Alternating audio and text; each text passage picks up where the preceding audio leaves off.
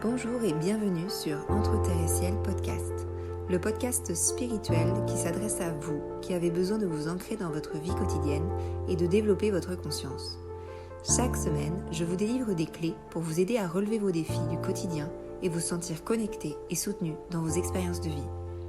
Je suis Adélia, je suis guide holistique, enseignante en développement personnel et spirituel, clairvoyante et médium, et je vous accompagne à travers mes pratiques telles que le développement de l'intuition et des perceptions subtiles, l'énergétique, la cartomancie, l'astrologie et le développement de la conscience afin de vous aligner dans votre vie et d'en faire une expérience vertueuse et pleine de sens.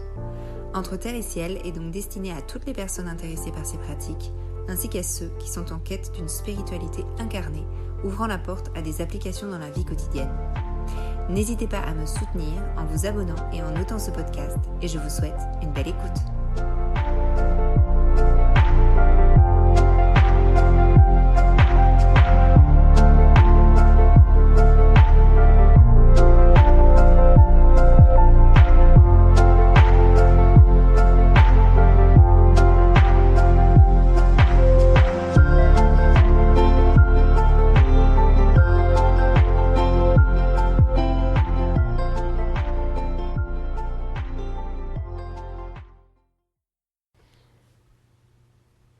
Bonjour à toutes et à tous et merci d'être avec moi pour ce premier épisode d'Entre Terre et Ciel podcast.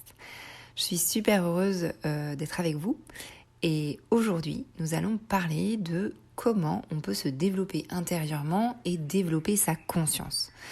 Alors, qu'est-ce que ça veut dire que se développer intérieurement ? On va dire que se développer intérieurement et développer sa conscience, c'est une forme de ce qu'on appelle le développement personnel. Et donc le développement personnel, c'est très en vogue, c'est très connu, mais qu'est-ce que c'est vraiment ? Alors je vais essayer de vous donner une définition un petit peu à ma sauce pour que vous puissiez comprendre et puis me suivre. Alors les techniques de développement personnel, en fait, elles vont viser à se transformer intérieurement. Soit parce qu'on va se défaire de certaines choses qui nous embêtent en fait dans notre vie, donc ça peut être certaines croyances limitantes, certains schémas répétitifs, ou peut-être des structures aussi qui nous empêchent d'évoluer, etc., etc. Et ça va nous emmener vers des façons de fonctionner qui nous embêtent en fait dans la vie et qui nous amènent peut-être des blocages, de l'anxiété, de l'inaction, de la déprime et des problématiques de vie X ou Y. Donc ça, c'est la première chose que peut faire le développement personnel. Ensuite, le développement personnel, ça peut aussi améliorer notre bien-être. Parce qu'on va travailler sur des choses précises qui peuvent être comme la confiance en soi, travailler pour être plus sûr de soi, pour s'affirmer. On peut aussi par exemple essayer de mieux communiquer, d'être plus empathique, de travailler ses émotions, voilà, etc., etc. Donc ça, tout ça, c'est, on va dire, le développement personnel d'une manière vraiment générale.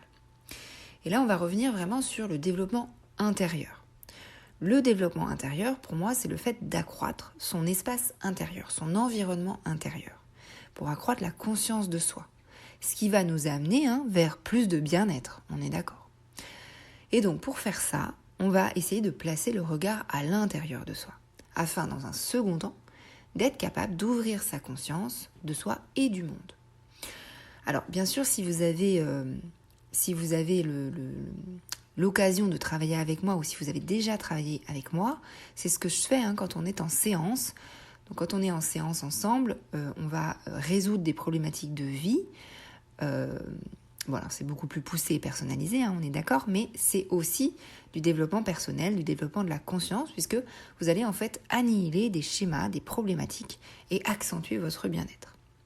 Alors bien sûr, vous pouvez aussi le faire avec plein d'autres thérapeutes, on est d'accord, il y a plein d'autres personnes qui travaillent là-dessus. Mais on se développe intérieurement quand on fait ça. Donc là, on n'est pas en séance, mais je vais vous donner des clés pour pouvoir vous développer intérieurement par vous-même, à l'aide de petits exercices. Alors il y a plein de choses que l'on peut faire pour se développer intérieurement et développer sa conscience. Il y a énormément de pratiques qui existent de nos jours. Vous pouvez, comme je vous l'ai dit, avoir aussi des séances d'accompagnement avec des thérapeutes, des coachs, etc. Et puis il y a toutes les pratiques de développement personnel qu'on trouve dans les milliers de livres de développement personnel qui existent maintenant. Il y a toutes les pratiques aussi de développement personnel. telles que l'astrologie est une pratique de développement personnel, le tarot aussi, etc., etc. Et puis, on a aussi toutes les pratiques de méditation. Vous pouvez même trouver des romans de développement personnel. Enfin bref, voilà, c'est infini. Du coup, il y a tellement d'outils. Il y a tellement d'outils, d'exercices ou même juste simplement des réflexions à avoir sur sa vie et sur le monde qui vont permettre de se développer sa conscience et se développer intérieurement, que je pense que je vais vous faire une petite série d'épisodes sur comment se développer intérieurement. Donc celui-là, ça va être le premier de la série et je pense que je vous ferai un épisode comme ça de cette série tous les mois pour que vous puissiez faire les exercices donc, qui sont associés à l'épisode et avoir le temps de les intégrer avant de passer à un autre exercice dans l'épisode d'après. Donc là, je vais vous donner des choses assez simples à faire, que tout le monde peut faire, dès l'instant où ça vous parle et que vous en avez envie. Voilà, faites attention avec la notion d'avoir envie, parce que des fois on n'a pas forcément envie de faire un exercice, mais peut-être juste d'obtenir le résultat qui est directement lié à cet exercice. Mais bon, c'est pas magique, il faut faire l'exercice pour pouvoir obtenir le résultat. Donc par exemple, on n'a pas forcément envie de se lever le matin de son lit pour aller faire son sport, mais on sait que le résultat derrière, il est tellement satisfaisant que finalement, on s'y accroche et on va le faire.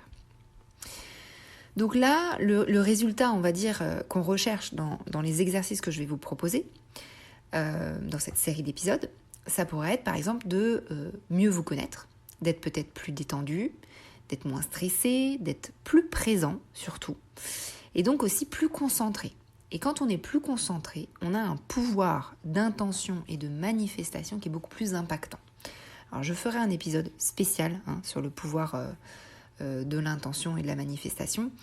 Il y a beaucoup de choses à dire là-dessus, surtout si vous voulez que ça marche. Donc on verra ça, mais le moment venu, on ne va pas parler de ça aujourd'hui. Et donc les autres résultats que vous pouvez obtenir à travers ces exercices, ça peut être aussi être plus efficace et puis tout simplement se sentir mieux dans son quotidien. Ça fait partie vraiment des objectifs. Donc pour se développer intérieurement et ouvrir sa conscience, moi je le définis avec différentes actions et un cheminement d'actions qui sont la connexion à soi, aux autres, au monde, l'observation, la prise de recul, le changement de perception et donc peut-être le changement de direction qu'on souhaite prendre, puis l'ouverture de conscience et enfin le changement intérieur par l'intégration de tout ça. Moi, c'est la manière dont je travaille. Alors, vous n'avez pas forcément à retenir ça, mais c'est juste pour vous expliquer un petit peu le cheminement qu'on va prendre. Alors, on fera peut-être pas toutes ces étapes-là dans les exercices, mais vous aurez un petit panel de choses à faire quand même. Alors, je vais vous donner une action aujourd'hui et un exercice que vous pouvez faire pour commencer ce cheminement intérieur.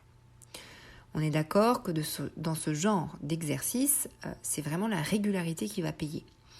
Donc, pour que vous puissiez en faire un mode de vie, en fait. Donc là, je ne suis pas en train de changer votre structure énergétique comme je peux le faire en séance privée, même si j'ai quand même émis une intention derrière.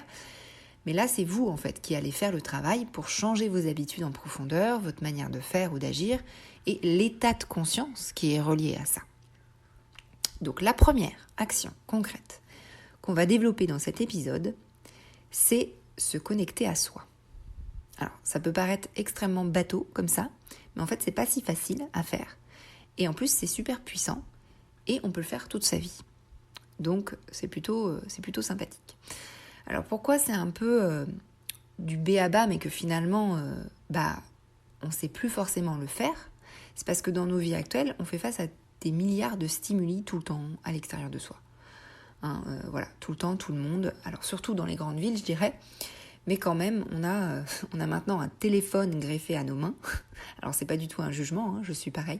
C'est notre époque qui veut ça. Mais c'est pas forcément négatif, d'ailleurs ça dépend comment on l'utilise et ce qu'on en fait. Mais voilà, il y a tous les réseaux sociaux, il y a les ordinateurs, la musique, les gens, la télé, les transports en commun, les pubs de partout, etc., etc. Donc du coup, on est très très souvent happé par le monde extérieur. Alors je parle pas de connexion avec le monde extérieur, la connexion c'est vraiment quelque chose de différent. Là, j'utilise le mot vraiment happé par le monde extérieur. Ça nous prend notre énergie, en fait. Ça nous prend notre cerveau, en fait. Et du coup, finalement, on est très très peu en contact avec soi. Le deuxième facteur qui fait qu'on ne se connecte pas à soi, et qui est aussi lié au premier, c'est qu'on a un mental qui va tout le temps à 1000 à l'heure. En tout cas pour la majorité des gens. On a un mental qui est surdéveloppé. Alors c'est normal, parce qu'on lui donne de la nourriture tout le temps, alors même sans le savoir, même sans le faire exprès. Parce que c'est ce qu'on fait dans notre quotidien. Et puis surtout, c'est la manière dont sont faites nos sociétés aussi. Donc c'est ça qui pêche aussi un petit peu. Et résultat, on est très peu en contact avec soi-même. Et c'est dommage parce qu'on est quand même la personne avec qui on passera la majorité de sa vie. Donc ça serait quand même mieux de se connaître un petit peu. Alors, du coup, est-ce que vous êtes du genre à prendre quelques instants dans le tumulte de vos journées pour vous demander comment vous vous sentez? Alors si vous n'avez jamais eu l'habitude de vous poser cette question, on va y aller tranquillement parce qu'on ne va pas non plus ouvrir la boîte de Pandore. On va juste le faire quelques secondes pour être en contact avec les couches superficielles de notre être. Et c'est déjà bien comme ça au départ. Alors, pourquoi c'est une époque où on fait, par exemple, des burn-out en ce moment? Il y a énormément de burn-out. Parce qu'on n'a pas écouté, en fait, avant qu'il fallait arrêter la machine. On n'a pas écouté ce qui vivait en nous. Attention, là non plus, il n'y a pas de jugement. C'est pas des choses qui sont faciles à faire, de se checker pour savoir si tout va bien. Et puis, il n'y a pas que ça aussi qui rentre en cause avec le burn-out, mais c'était pour illustrer un petit peu un exemple. On va dire que ça, la conscience de soi, c'est une petite pièce du puzzle. Alors, c'est pas facile non plus de se demander comment on se sent, comment ça va, parce qu'on n'a tellement pas l'habitude de le faire, que quand on le fait, finalement, on ne sait pas vraiment si ça va ou pas. Et si le mental s'en mêle, alors là, on est perdu. Donc, c'est pour ça que dans l'exercice que je vais vous demander de faire, je vais vous demander de le faire très très brièvement, mais souvent.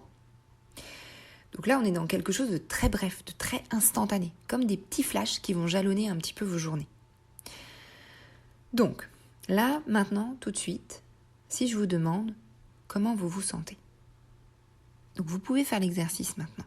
Qu'importe ce que vous êtes en train de faire, en plus de m'écouter, vous êtes peut-être en train de faire autre chose, peut-être en train de conduire, de faire la cuisine, de marcher, de faire un puzzle. Oui, moi j'écoute beaucoup les podcasts en faisant des puzzles. Donc je vais me taire 2 secondes et prenez quelques instants pour vous sentir intérieurement.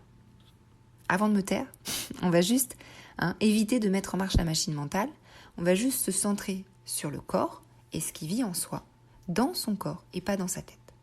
Ok ? Donc comment on se sent là, maintenant, tout de suite.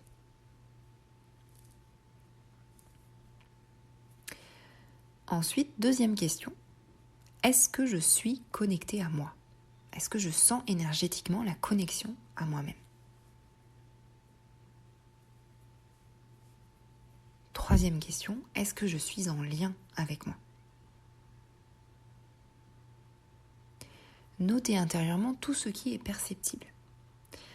Alors, qu'importe si la réponse est oui ou non, bien ou pas bien dans ce qu'on ressent en fait. Il n'y a pas de jugement.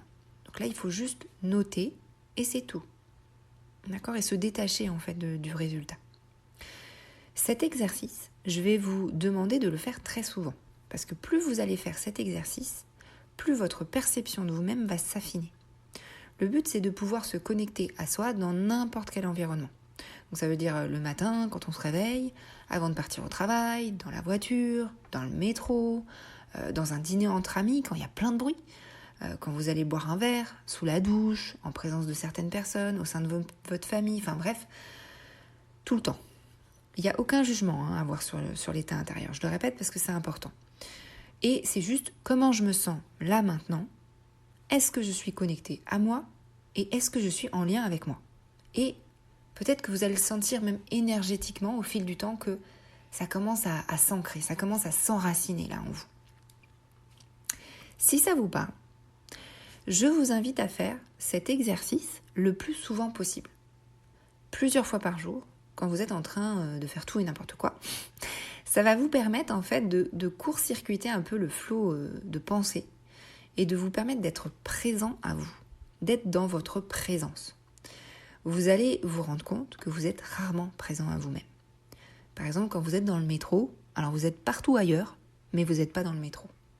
La pensée, c'est quelque chose de vraiment magique. On peut s'échapper partout grâce à elle.